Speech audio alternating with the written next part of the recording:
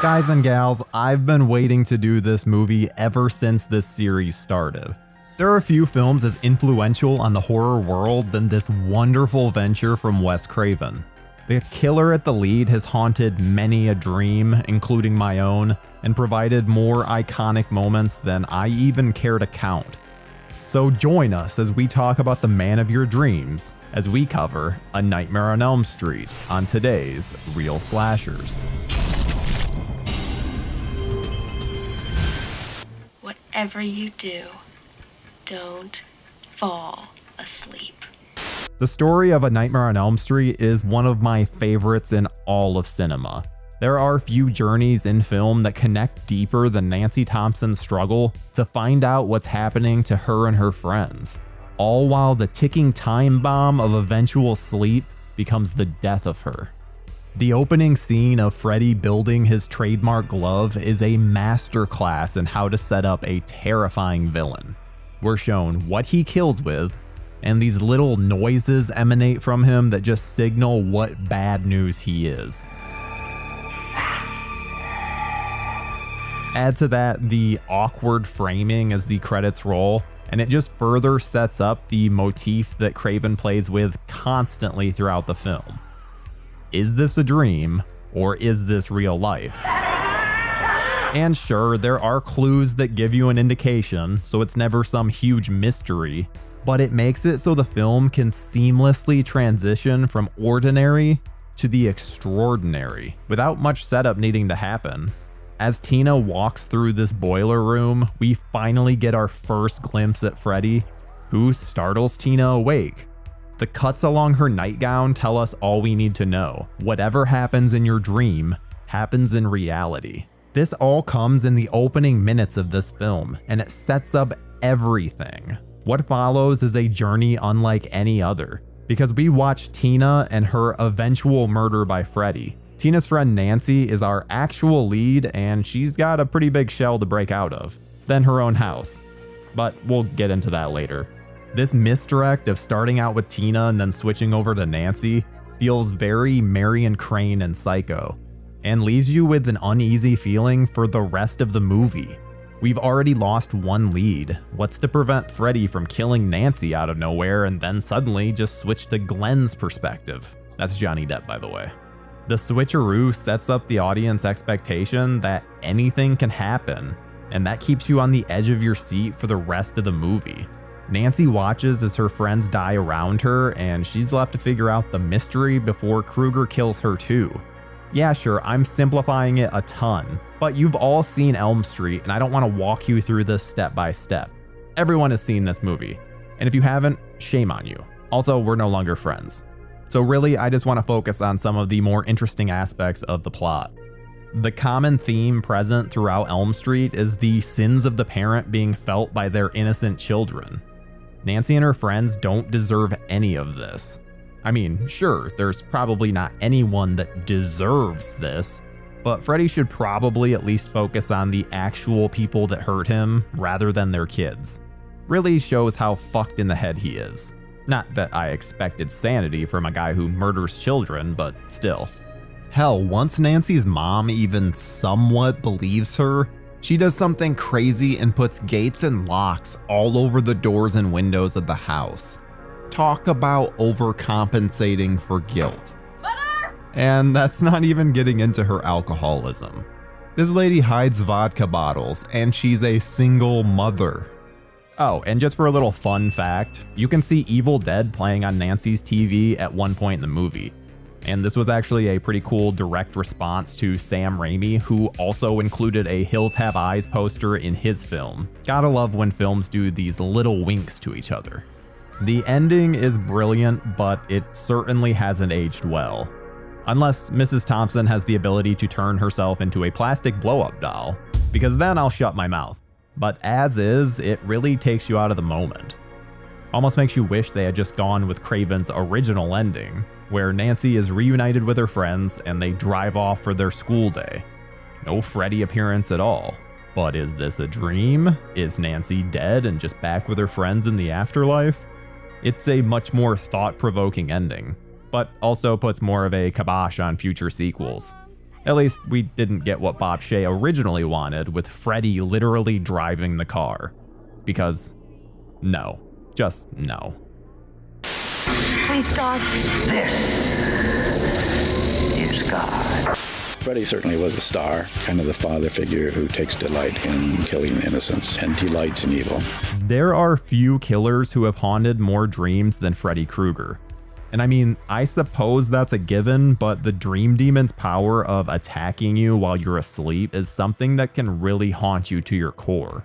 Unlike Camp Crystal Lake or even Haddonfield, Illinois, Freddy's location isn't exactly something you can avoid. Everyone must sleep, therefore everyone must enter his domain eventually. As I already touched on a little, Krueger gets one of the greatest character introductions ever. How Craven plays with what you see versus what you don't really allows the imagination to run wild when it comes to Fred. Krueger's trademark red and green sweater was chosen by Craven due to the psychological effect the colors have on the psyche when they're paired together. It's something viewers wouldn't outright notice, but instead be overcome with uneasiness just at the sight of him. That's just brilliant. Even the name, Fred Krueger, it just sounds so much like a villain. Craven took this from his own childhood because his childhood bully was actually named Fred Krueger. His appearance comes from a homeless man that terrified Craven when he was younger. So the fact that Krueger has these real-life origins to pull from, it almost makes him feel a little more layered. Then there's Robert Englund, who completely embodies the role of Freddy Krueger, so spectacularly that he became a pop culture phenomenon. Sure, his appearance here is much more subdued than what he turns into in the sequels, but it leaves an even bigger impact. While a slew of imitators have come since, there was no one like him at the time.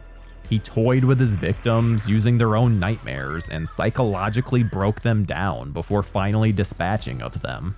Freddy takes mental warfare up to 11. Now, every single one of Freddy's kills here are so damn memorable. The ceiling crawl, the bed geyser, even Nancy's mom floating on the bed. All these moments will remain with you well after the credits roll, because Craven sets the stage perfectly to help separate what Krueger provides that's so different from his colleagues Michael and Jason, and that's creative kills. They are bound by reality, but Freddy can do whatever his imagination can come up with, and apparently he really has a thing for goats. Miss Nude America's gonna be on tonight. Well, how can you hear what she's going to say? Who cares what she says? I'm sure that most people who grew up on this series also had some kind of crush on Nancy Thompson. She is the epitome of strength and ingenuity, and truly takes on an impossible situation with pure inner strength. And I mean, just look at her. She's beautiful. Since she's our final girl, we can't possibly see any nudity from her. But there is something during the iconic bath scene that will make you go, wait, was I supposed to see that? But don't worry, purists, that's a body double, not Langenkamp. There's also Tina, played by Amanda Weiss, who is really cute, but her decision making leaves a lot to be desired. I mean, what on earth does she see in Rod? After her initial nightmare, we were able to see Tina's mom isn't exactly the best example of how a strong, independent woman should be, but it still makes you want to scream at your TV when you see Rob being a scumbag. But he's clearly good at something. Morality sucks. Johnny Depp appears in his first film role as Glenn, Nancy's boyfriend. I've lost count of the number of times I've heard some girl swoon over Depp in this film. He's what you would think of when you hear boy next door type. Pretty much the entire opposite is Rob, who seems to constantly have a layer of sweat going. He almost looks glazed, for God's sake. Hey, up yours with a twirling lawnmower. Okay, fine, you'll always be a legend because you gave us that insult. Oh, he scraped his fingernails along things. Actually, they were more like finger knives or something he'd made himself. Nancy, you dreamed about the same creep I did. There are few moments as iconic in the world of horror than Tina's death in this film.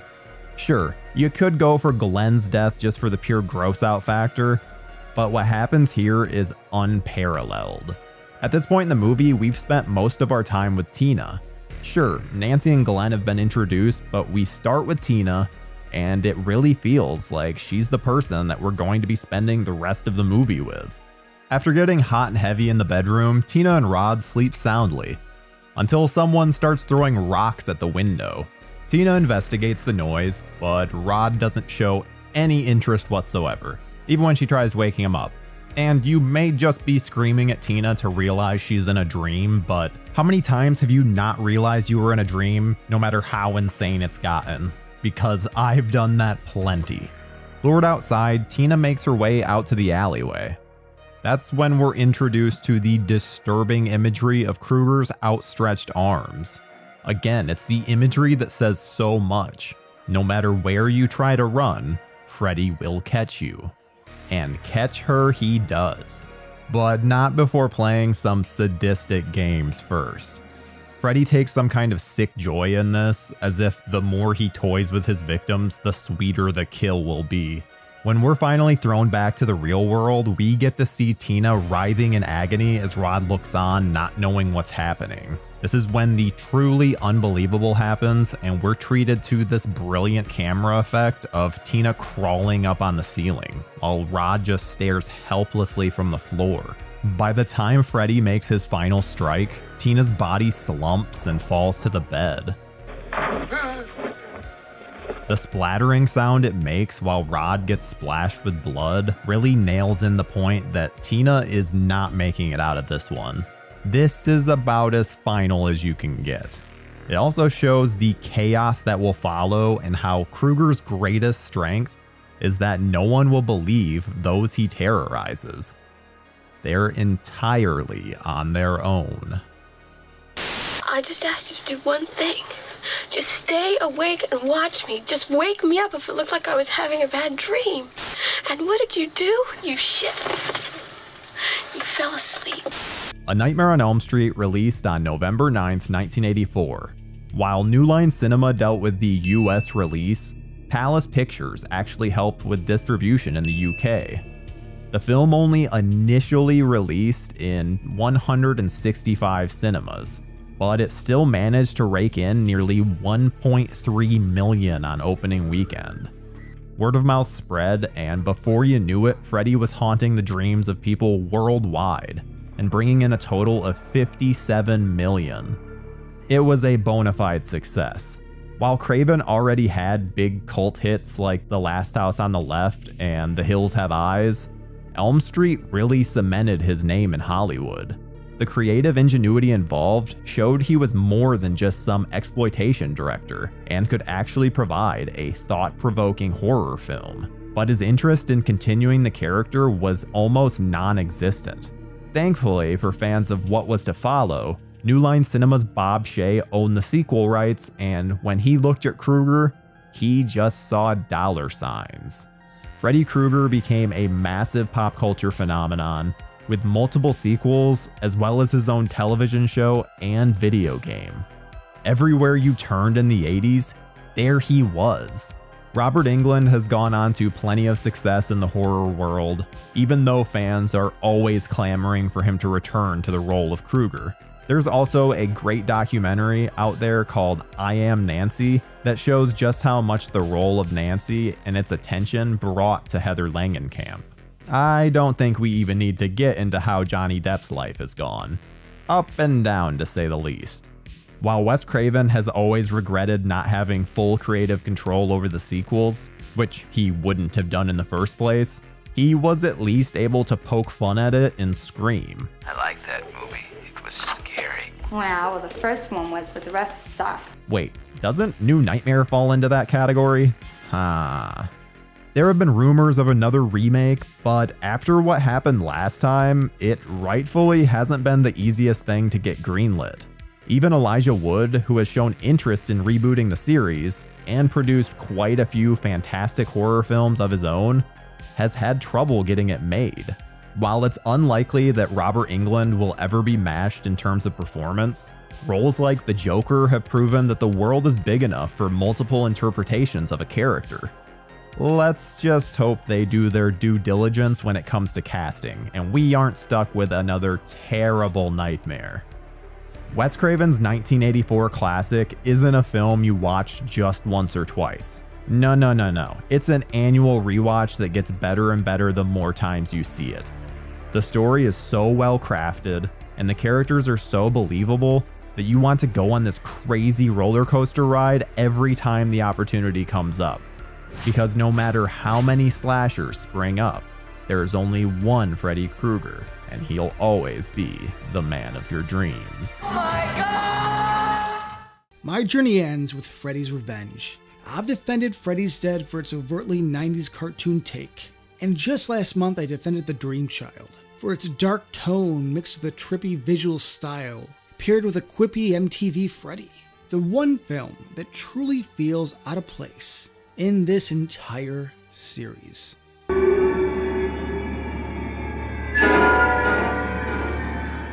The first film became a massive hit and basically made a new line, as it eventually became known as the house that Freddy built.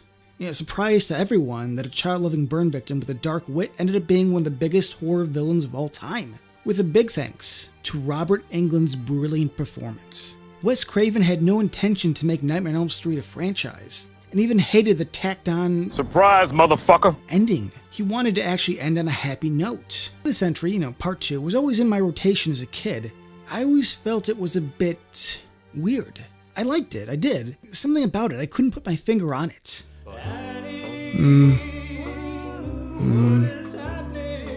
No, that's not it. And in my early 20s, it finally hit me. Freddy's Revenge is a soft reboot. Holy shit! In the vein of Highlander 2 Renegade Edition. Now, hold on, stay with me, which that will be discussed in the series eventually. No. Freddy's Revenge was meant to be the reset and lead the series going forward. David Chaskin writes a film with the house as a returning character. Jesse finds a diary from a former final girl, Nancy. We are explained everything we need to know as if there wasn't a previous film. The house's returning character, the diary exists, but all of this, is framed as it's the first time. Freddy's back. How? Who f***ing knows? But maybe he isn't back. Maybe this is his first time. This name keeps coming up over and over again. Freddy Krueger. Who is he? Well, a Meryl Streep-looking Lisa Weber recounts his horde past and his love for a good boiler room. Only this time it's in sort of an industrial plant where RoboCop is dismantled. They need to find this guy and stop him, but you know what? This man doesn't exist. Yes, no, Pepe Sylvia. The man does not exist, okay? So I decided, oh shit, buddy, I gotta dig a little deeper. There's no Pepe Sylvia, you gotta be kidding me! I got boxes full of Pepe! Jesse is out of his goddamn mind. Well, except for Krueger does exist, and uses him Candyman style to do his bidding. This whole damn movie is trying to restart the series with his own brand new rules. It's a bizarre idea and such a weird step to take. Does it work? No. Not a fucking chance, but it is a fascinating watch as a non-canon entry that stands on its own, being pretty good. I mean, this entry, it's very interesting, it's different. Once you frame it as a strange sort of restart, I think you could delve into this mid-80s possession flick with a hat-wearing child murderer and dig it on its own merits.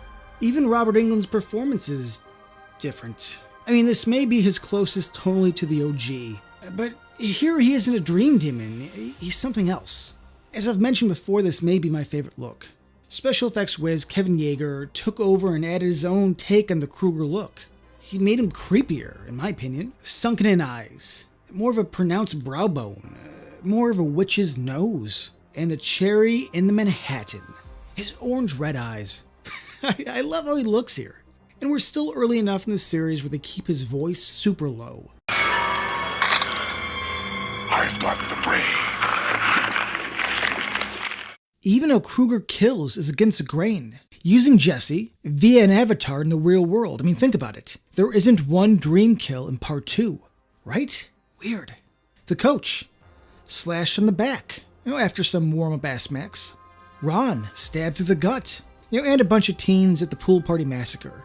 Freddy's fundamental characteristic has changed. Now he's a spirit who needs a new body, and at times I would say he acts less strategic and surgical. And now he's more brass and desperate. It's a different take on a character played by the same actor. What a wild time to see Freddy not haunt the dreams of his victims. This almost seems like what Adam Marcus tried to do with the shit show known as Jason Goes to Hell. Only Jack Shoulder at least understood the concept of having the killer in the movie from time to time. I mean, hey, Krueger isn't in this much. I actually think it's around 13 minutes. And since it's about possessing a different body, Krueger is naturally put on the back burner. The elephant in the room, and the thing Part 2 will be known for in the history books, is the gay subtext. Or is it subtext when it's literally a part of the movie? And once you notice it, you can't go back. Now, as a kid, it went right over my head. I mean, look at producer Robert Shea. Yeah, now I can see it. Back then, he's just a cool guy in leather. The coach's death scene. Yeah, a lot of balls. And then at the end, they actually just called out. Something is trying to get inside my body. Yeah, and she's female and she's waiting for you in the cabana. And you want to sleep with me. Chaskin tried to play it cool a while back with this bad fucking take.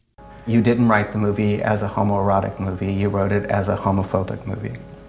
The type of movie that they should show at a conversion camp. Dude. That the love of a good woman can make any gay man straight. But when the time was convenient, finally admitted what we had suspected for so long. I've said it before, but this series isn't known for its acting. But it sucks that Mark Patton took the heat for something he had no say in, regardless of his sexual orientation. And it brings into question how Shoulder, Mr. Magooed himself through production without catching on once. Now, all of this has been said and better than I could ever do. And though it defines this movie, I think credit should go toward its fascinating switch into something that, was a bit different. And honestly, a fresh take, whether it worked or not. And even if it didn't fully land, it's fun seeing a dark Krueger murdering for enjoyment at a pool party. Come on. Could we just have a little fun here, please? There is something I love about catalog watching. Having every entry at your fingertips. Being able to judge and explore free from bias or influence. It's this pure viewing experience through the age of the video store, where my admiration for Freddy's Revenge was born. It is a true black sheep, unwelcomed and unlike anything else. And Patton seems like a sweet dude, and I hope the asshole fans that gave him such a hard time have finally tapered off, and my love and defense will always land with any flick that dares to be unusual. Like the Thin White Duke said it best, don't bend, stay strange. 9, 10, never sleep again. Where did you learn that rhyme? After the disappointment of Freddy's Revenge, Bob Shea and New Line Cinema were hoping to course correct. What better way to do that than to get Wes Craven back involved with the franchise? See, he did not want Nightmare on Elm Street to become a franchise and declined to return for the first sequel. But he returned to co-write the third film and intended for it to be the end of the series for good. This was actually around the same time that John Saxon had developed his script, How the Nightmare on Elm Street Began, which we actually covered on our What the Fuck Happened to This Unmade Horror Movie series nearly a year ago. So if you want to know more about that one, check out that video. Robert Englund himself had even developed a treatment called Freddy's Funhouse, which would have followed Tina Gray's older sister. We would eventually see some of this script come to life in the pilot episode for Freddy's Nightmares. With his co-writer Bruce Wagner, Craven came up with the idea of a group of teens taking on Krueger. The logic behind it was that Freddy has just grown stronger in the years since, taking in soul after soul, so an individual would just no longer be powerful enough to take him on. There was a strong link with suicide, which the producers felt was a bit too taboo for the time, though some of this remained in the actual film. Eventually, Frank Darabont and Chuck Russell took over scripting duties and tailored the film into a more lighthearted and fun time, despite some of its darker elements. The concept of a man hunting down teens in their dreams is already such a cool idea that it's hard to imagine pushing it to a whole nother level. Never. But Dream Warriors does exactly that. Like most Elm Street films, we open on a nightmare. Kristen Parker is putting together a little arts and crafts project of old 1428 Elm. This opening is so simple yet tells us so much. We already know that Kristen has clearly been getting terrorized by Freddy. They pull the whole "you're actually still in a dream even though you're awake" shtick, and it's beautifully done. Because of this suicide attempt, Kristen is sent by her mother to the Weston Hills Psychiatric Hospital.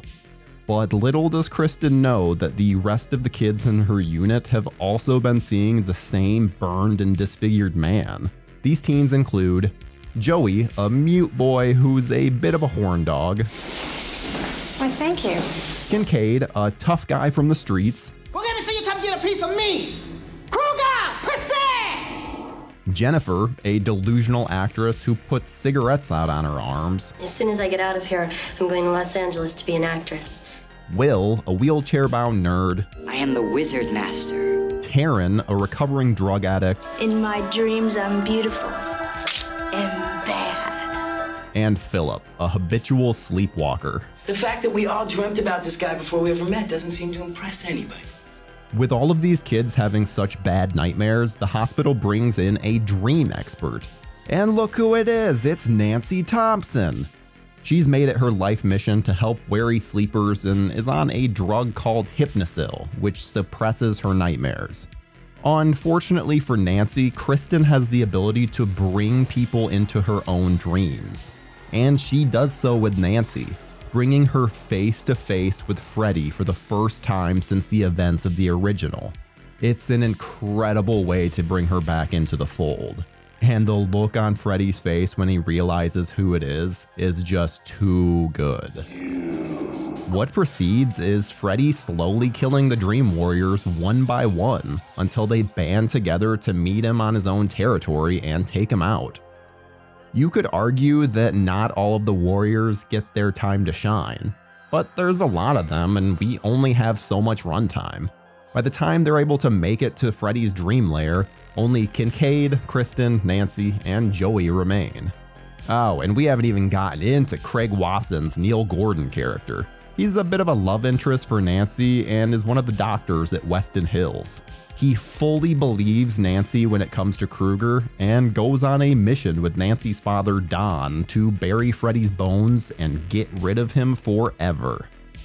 In fact, despite both Mr. Thompson and Nancy being killed for their efforts, it's actually Dr. Gordon that ends up defeating Freddy. Which, given how important the Dream Warriors are to the plot, is really my only complaint. I would have preferred to have seen them take Freddy out. But oh well, Freddy has been defeated and everyone can finally sleep again. For now at least. This is where he takes us.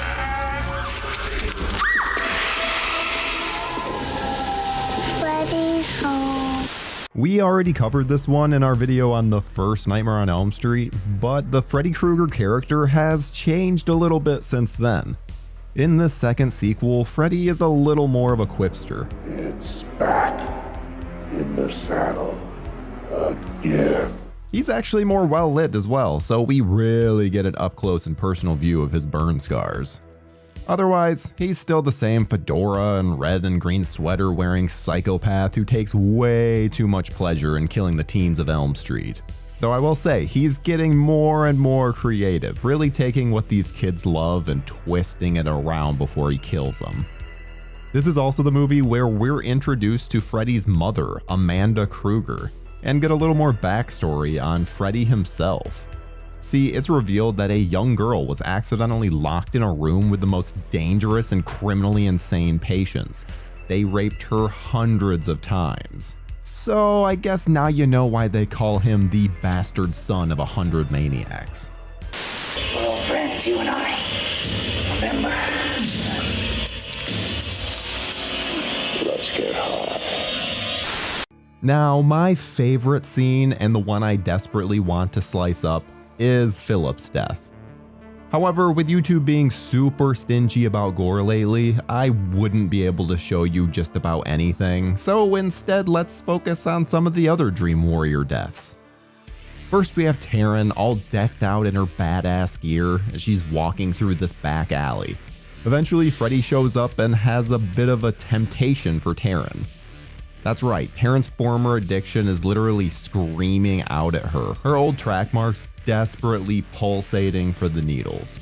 Such powerful imagery, and just makes you feel absolutely terrible for Taryn, as she succumbs to what she's been avoiding all this time.